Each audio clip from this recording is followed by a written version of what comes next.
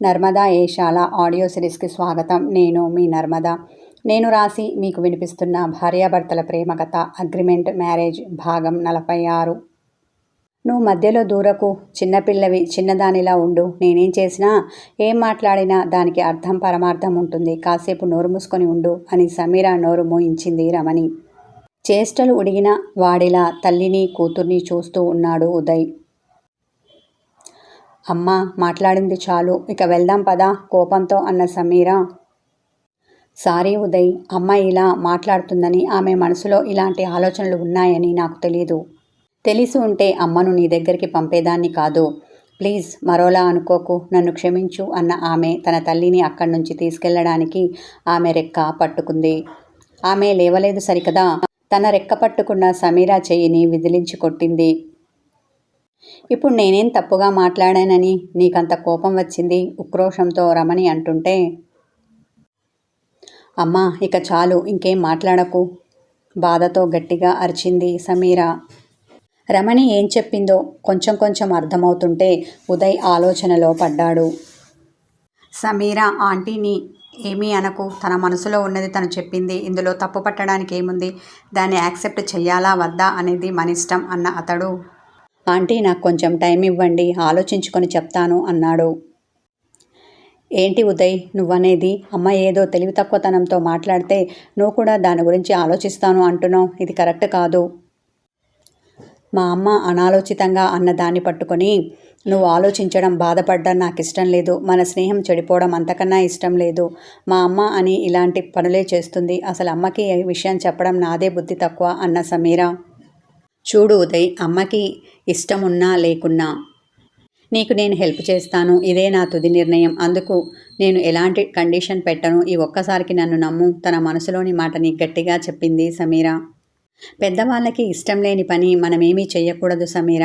ఒక అమ్మాయికి తల్లిలా ఆంటీ ఆలోచన సరైంది. ఆమె నీ భవిష్యత్తు గురించి ఆలోచిస్తోంది. దాన్ని నువ్వెలా తప్పుపడతావు?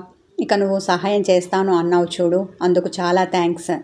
నాకు ఎక్కడ డబ్బు అప్పుగా పుట్టకపోతే అప్పుడు నీ సహాయం తప్పకుండా తీసుకుంటాను. అంతవరకు ఆంటీ చెప్పింది కూడా నువ్వు ఆలోచించు. నాకైతే తన నిర్ణయం సబబే అనిపిస్తోంది అన్నాడు.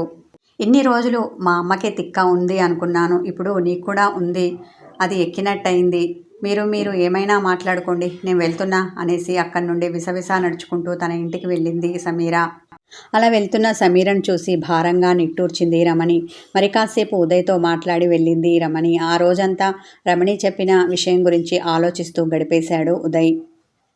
మీరు చాలా నీరసంగా కనిపిస్తున్నారు. అక్కడి వరకు ఎందుకని నేనే తీసుకొని వచ్చాను అంటూ అర్జున్కి గోరుముద్దలు తినిపించబోతుంటే అతడు తల అడ్డంగా ఊపాడు. అవని మనసు చివుక్కుమంది. ఆమె కళ్ళల్లో తడితేరింది. అతన్ని అలాగే చూస్తూ ఉంటే, ఇలా ఇవ్వు, నేను తింటాను. ఆమె చేతిలో నుండి ప్లేట్ తీసుకున్నాడు. బామ్మ చెప్పిన మాటలు అవనికి గుర్తుకు వచ్చాయి. ఇప్పుడు ఆమె అతని మీద అలక చూపించదలుచుకోలేదు సరికదా. అతన్ని అర్థం చేసుకోవడానికి ప్రయత్నిస్తోంది. అతనికిప్పుడు ఆమె ఓదార్పు చాలా అవసరమని గ్రహించింది. అందుకని అతని చేతిలో ఉన్న ప్లేట్ తను తీసుకుంది. మీరు సరిగ్గా తిని ఉంటే ఇలా అయ్యేవారు కాదు. నేను తినిపిస్తాను, మీరు గమ్మున తినండి అన్న అవని అతడు వద్దని వారిస్తున్నా బలవంతంగా అతనికి తినిపించింది. అతడు చాలు అంటున్నా ఇంకొంచెం తినండి అంటూ కడుపు నిండా తినిపించింది. అతనికి ఇష్టమైన ఆహార పదార్థాలు ఉండడంతో అతడు కూడా ఏమీ అనకుండా మౌనంగా తిన్నాడు. చాలా రోజుల తర్వాత కడుపు నిండా తినడంతో నిద్ర వస్తున్నట్టు అనిపించింది. ఆవలించాడు అర్జున్. మీరు కాసేపు నిద్రపోండి, మనం సాయంత్రం గుడికి వెళ్దాం అన్న అవని ఖాళీ ప్లేట్ పట్టుకొని ఆ గదిలో నుండి బయటికి వచ్చింది. భుక్తాయాసంతో కాసేపు ఆ గదిలో అటూ ఇటూ తిరిగాడు అర్జున్. నిద్ర కమ్ముకొని రావడంతో మంచం మీద పడుకొని నిద్రపోయాడు. అవని భోంచేసి వచ్చేసరికి అతడు మంచి నిద్రలో ఉన్నాడు. ఎన్నో రోజుల తర్వాత కంటి నిండా నిద్రపోతున్నట్టు అనిపించింది ఆమెకు. తను అక్కడే ఉంటే అతనికి డిస్టర్బ్ అవుతుందేమోననుకున్న అవని ఆ గదిలో ఉండకుండా బయటికి వచ్చింది.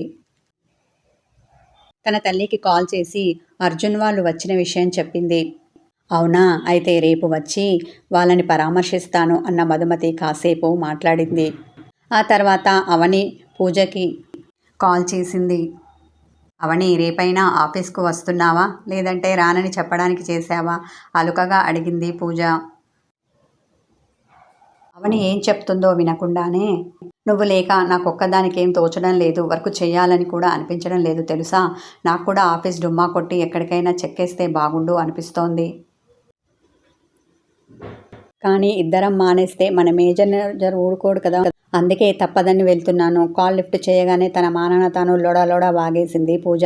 అబ్బా ఇక ఆపుతావా నీ నస, విసుక్కుంది అవని. అవునులేవే, నా బాధ నీకు అలాగే అనిపిస్తుంది, కినుకు వహించింది పూజ. సరేలే, ఏడ్చి చావకు, రేపటి నుండి వస్తున్నాను, ఆ విషయం చెప్దామని కాల్ చేశాను అన్న అవని అర్జున్ వాళ్ళు వచ్చిన విషయం చెప్పింది. అమ్మయ్య, మీ ఆయన వచ్చేశారు కదా, ఇక నువ్వు రోజూ వస్తావు, నాకంతే చాలు, గలగలా నవ్వింది పూజ. ఇంకేంటి ఆఫీస్ విషయాలు అని అవని అడుగుతూ ఉంటే పూజ చెప్పింది. అలా కాసేపు ఆమెతో మాట్లాడిన అవని కాల్ కట్ చేసి తన గదికి వచ్చింది. అర్జున్ని డిస్టర్బ్ కాకుండా మంచానికి చివరన కాసేపు పడుకుంది. సాయంకాలం కాగానే లేచి రెడీ అయ్యింది. టీ పెట్టి ఇంట్లో వాళ్ళందరికీ ఇచ్చింది. చివరన అర్జున్ కోసం టీ తీసుకొని వచ్చింది. అప్పుడే లేచినట్టున్నాడు. వాష్రూమ్లో నీళ్ల చప్పుడు వినిపించింది ఆమెకు. అతని కోసం డ్రెస్ తీసింది. అర్జున్ ఫ్రెష్ అప్ అయి రాగానే మంచినీళ్ళు టీ ఇచ్చింది. అతడు మౌనంగా తాగుతూ ఉంటే, ఈ డ్రెస్ వేసుకోండి, గుడికి వెళ్దాం అన్న ఆమె తనను తాను అద్దంలో మరోసారి చూసుకుంది. ఇప్పుడెందుకు, నీరసంగా అడిగాడు అర్జున్. కాస్త బయటికి వెళ్తే మీకు రిలాక్స్గా అనిపిస్తుంది, పైగా గుడికి వెళ్తే మీ మనసుకు శాంతి లభిస్తుంది. ఇప్పుడు ఇంట్లో ఉండి మాత్రం ఏం చేస్తారు, అలా వెళ్ళి దైవ దర్శనం చేసుకొని కాసేపు అక్కడే కూర్చొని వద్దాం. వేసుకోమని బట్టలు అతని చేతిలో పెట్టింది. తప్పదా అన్నట్టు ఆమెను చూశాడు అతడు. ప్లీజ్, క్యూట్గా అడిగింది ఆమె. దీర్ఘంగా శ్వాస తీసుకొని వదిలిన అతడు అవని ఇచ్చిన డ్రెస్ వేసుకొని రెడీ అయ్యాడు. అత్తయ్య, మేం బయటికి వెళ్తున్నాం, త్వరగా వచ్చేస్తాం, మీరు తొందరపడి వంట మొదలు పెట్టకండి, నేను వచ్చాక వంట చేస్తాను అన్న అవని అర్జున్ వెంట బయలుదేరుతుంటే అతడు కారుకి తీసుకున్నాడు. అది చూసి ఆమె వద్దు, బైకు మీద వెళ్దాం అంది. అతడు తల ఆడించి ఆమెను బైక్ మీద ఎక్కించుకొని గుడికి బయలుదేరాడు.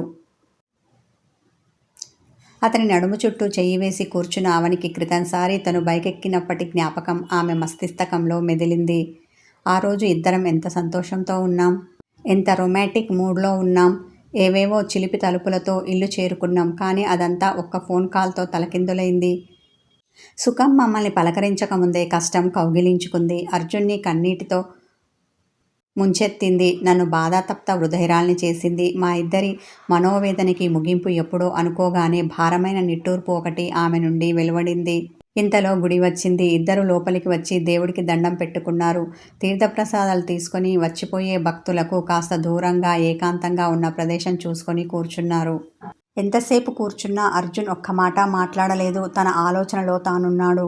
ఇక లాభం లేదు అనుకున్న అవని చనువుగా అతని చేతిని తన చేతిలోకి తీసుకుంది. అతడు తల తిప్పి ఆమెను చురుగ్గా చూశాడు. రేపు ఆఫీస్కి వెళ్తున్నారా? ఏం మాట్లాడాలో ఎలా మాట్లాడాలో తెలియక ఇలా అడిగింది అవని.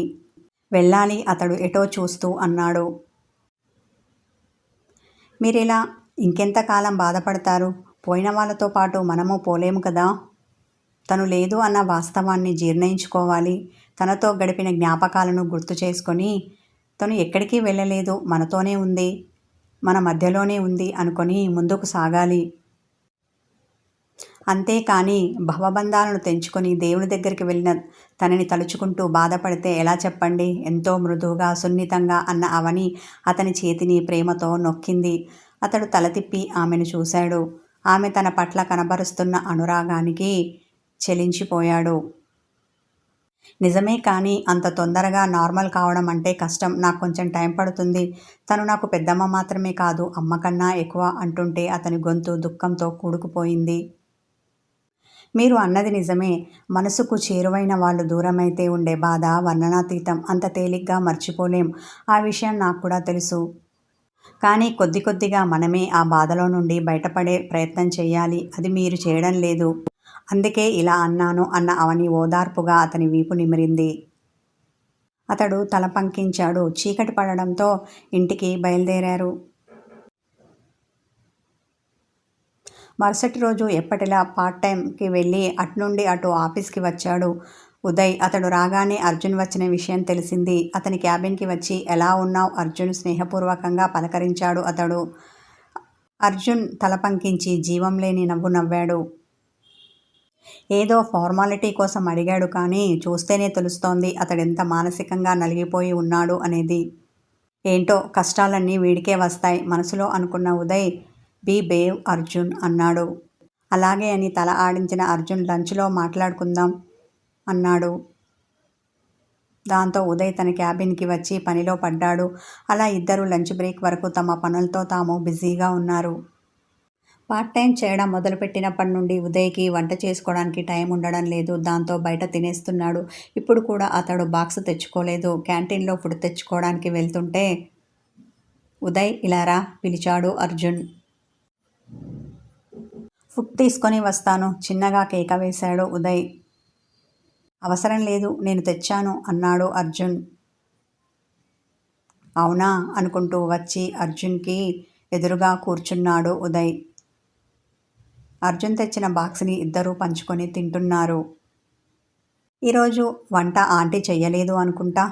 రుచిలో తేడా ఉంది. బహుశా అవని చేసి ఉంటుంది కదూ తింటూ అడిగాడు ఉదయ్. అవునని తల ఊపాడు అర్జున్. ఆంటీ చేతి వంట బాగుంటుంది అనుకుంటే అవని కూడా చాలా బాగా వంట చేసేలా ఉంది. భోజనం చాలా రుచిగా ఉండడంతో అన్నాడు ఉదయ్. బదులుగా అర్జున్ చిన్నగా నవ్వాడు. ఉదయ్ తింటూ ఏదో ఆలోచనలో పడ్డాడు. డబ్బు గురించి ఆలోచిస్తున్నాడు అనుకున్న అర్జున్, ఉదయ్ ఎక్కువగా ఆలోచించకు, నేను డబ్బు సదురుతానని చెప్పాను కదా. కానీ ఎలారా, నీకే బోలెడు ఖర్చులున్నాయి కదా వాపోయాడు. ఉన్నమాట నిజమే అన్న అర్జున్, నీకు తెలుసు కదా ఇంటికి ఈఎంఐ కట్టక నా శాలరీ మొత్తం తీసుకెళ్ళి అమ్మకిస్తానని. అమ్మకి పొదుపు ఎక్కువ, దుబారాగా ఒక్క రూపాయి కూడా ఖర్చు పెట్టదు. నీ విషయం అమ్మకి చెప్పగానే అయ్యో అలాగా అని తెగ బాధపడింది.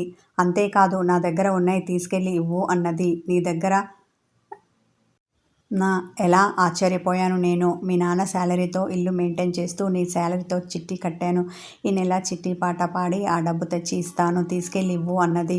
కానీ అమ్మ ఎక్కువ మొత్తంలో కావాలి, నువ్వు ఇచ్చేవి సరిపోవు అన్నాను నేను.